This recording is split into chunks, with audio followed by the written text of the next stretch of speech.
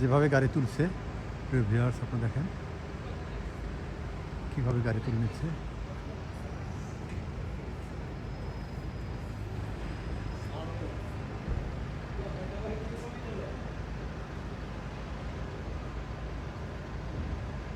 গাড়ি তুলে নিয়ে যাচ্ছে।